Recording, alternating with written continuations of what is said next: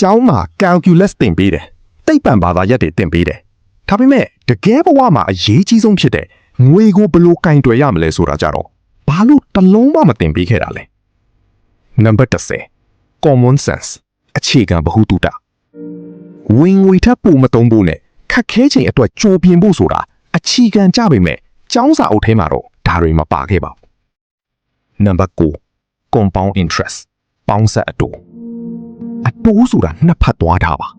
တင်းဘက်မှာရှိရင်အမြန်ချမ်းသာနိုင်တယ်လို့အကျွေးဘက်မှာရှိရင်တော့တင်းကိုမြန်ဒုက္ခပေးနိုင်ပါတယ်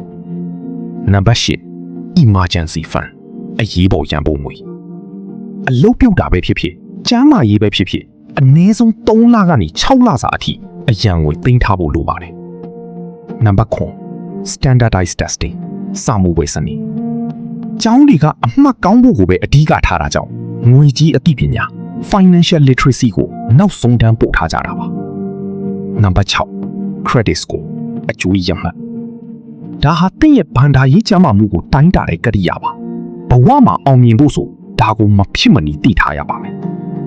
Number 5 retirement plan အနာယူခြင်း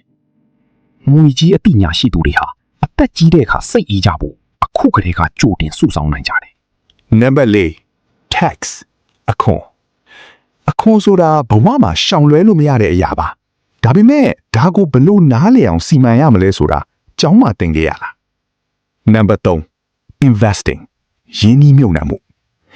ရင်းနှီးမြှုပ်နှံတာဟာချမ်းသာတဲ့သူတွေအတွက်ပဲမဟုတ်ပါဘူးငွေအနှဲငယ်နဲ့လည်းအခုပဲစတင်လို့ရပါတယ် Number 2 budget ဆွဲတာဟာကိုချုပ်ချယ်တာမဟုတ်ပါဘူးငွေကိုကိုယ့်အတွက်အလုပ်လုပ်ခိုင်းဖို့လမ်းညွှန်ချက်ဆွဲတာပါ Number 4 tax အခွန်ဆိုတာဘဝမှာရှောင်လွဲလို့မရတဲ့အရာပါ